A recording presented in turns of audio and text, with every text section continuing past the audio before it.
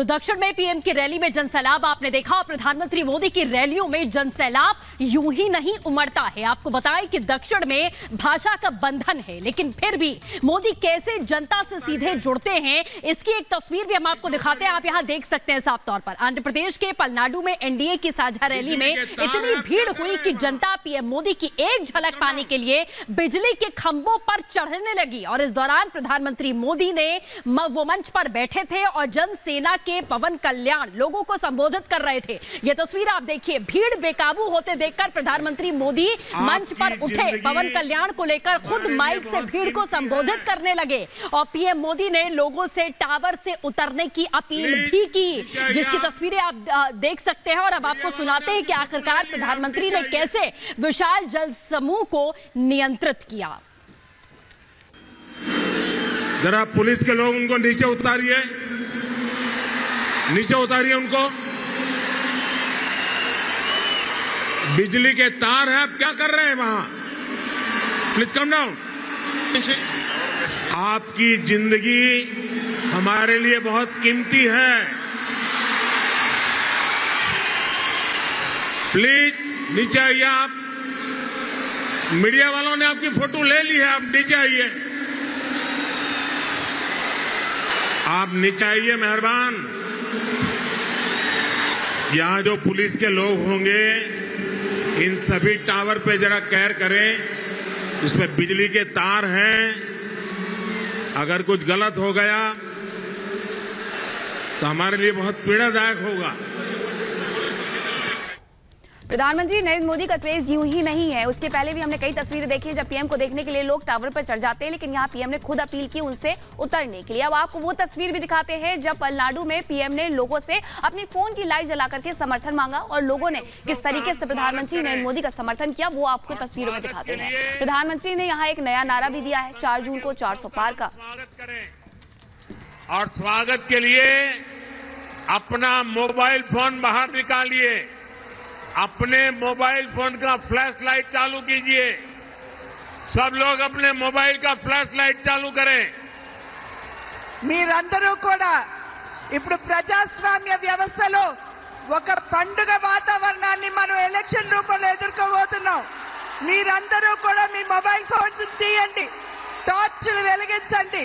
जिसके पास भी मोबाइल है फ्लैश लाइट चालू करके आज से लोकतंत्र के उत्सव का स्वागत करें। మీరందరూ టార్చ్లు వెలిగించి ప్రజాస్వామ్య వ్యవస్థలో వెలుగును నింపండి। ये विशाल जनसागर दिल्ली को भी संदेश देगा और आंध्र के घर घर में भी संदेश देगा। ఏదైతే మీరు ఇప్పుడు వెలుగులు వెలిగించారో అది అభివృద్ధి చెందిన ఆంధ్ర రాష్ట్రానికి, అభివృద్ధి చెందుతున్న భారతదేశానికి నిదర్శనం। मेरे साथ बोलिए, भारत माता की జై, भारत माता की జై, भारत माता की। జై। बहुत तो एक तरफ अपार जन समर्थन की अपील, वहीं टीडीपी और जनसेना के साथ पहली बार गठबंधन के बाद साझा रैली प्रधानमंत्री ने की और कहा कि बीजेपी के साथी लगातार बढ़ रहे हैं, एनडीए लगातार और मजबूत हो रहा है। पीएम ने कहा कि आंध्र प्रदेश में डबल इंजन की सरकार विकास की रफ्तार तेज करेगी। ఎన్డీఏ ప్రభుత్వాన్ని స్థాపించాలి అని చెప్పి నిర్ణయం చేయడం జరిగింది। साथियों, हमारा एनडीए गठबंधन रीजनल एस्पिरेशंस और नेशनल प्रोग्रेस दोनों को साथ लेकर चलता है। इस चुनाव में बीजेपी के सहयोग हमारे साथी लगातार बढ़ रहे हैं। एनडीए की ताकत बढ़ रही है।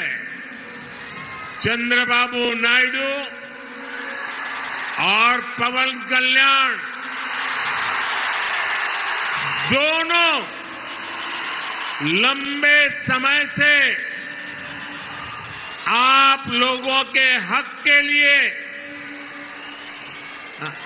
आंध्र के विकास के लिए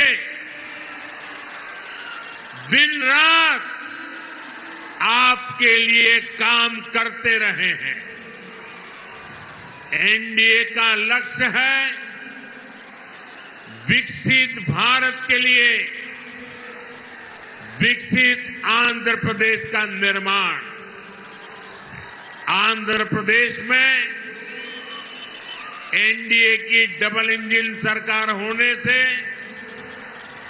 यहां के विकास को और गति मिलेगी। और आंध्र प्रदेश की साझा रैली से पीएम मोदी ने इंडी गठबंधन पर जमकर हमला बोला। पीएम ने कहा कि जब पूरा देश रामलला के भव्य मंदिर का उत्सव मना रहा था, लोग सवाल खड़े कर रहे थे। और साथ ही पीएम ने यह भी कहा कि इंडी गठबंधन उस दौरान सनातन पर किस तरीके से तीखे प्रहार कर रहा था। इस तरीके से प्रधानमंत्री ने कहा कि परिवारवाद को यहाँ इंडी गठबंधन सिर्फ आगे बढ़ाना चाहता है और ऐसे ही देश चलाना चाहता है। बिल्कुल, और प्रधानमंत्री ने क्या कुछ कहा है आप खुद सुनिए। साथियों, मुझे याद है कि कैसे राम मंदिर के लोकार्पण पर्व के दिन पूरे राज्य में रामलला के फिर घर लौटने का उत्सव मना था। तेलुगु लोग कभी नहीं भूल सकते कि एनटीआर गारू कैसे वो भगवान राम और भगवान कृष्ण के रोल को जीवंत कर देते थे। उन्होंने जीवन भर किसानों और गरीबों के हक की लड़ाई लड़ी थी और इस वजह से उन्हें कांग्रेस के अत्याचारों को भी सहना पड़ा था। कांग्रेस ने हमेशा आंध्र प्रदेश के गौरव का अपमान किया है। ये हमारी सरकार है जिसने हमेशा आंध्र गौरव का सम्मान किया। पिछले वर्ष ही हमारी सरकार ने एनटीआर गारू के शताब्दी वर्ष पर स्मारक सिक्का जारी किया था। कुछ समय पहले ही एनडीए सरकार ने तेलुगु धरती के सपूत पीवी नरसिम्हा राव जी को भारत रत्न दिया। कांग्रेस ने कैसे उनका अपमान किया था, मैं इसके विस्तार में नहीं जाना चाहता, लेकिन ये बीजेपी है, एनडीए है, जो हमेशा पार्टी लाइन से ऊपर उठकर देश के लिए समर्पित नेताओं का सम्मान करती है।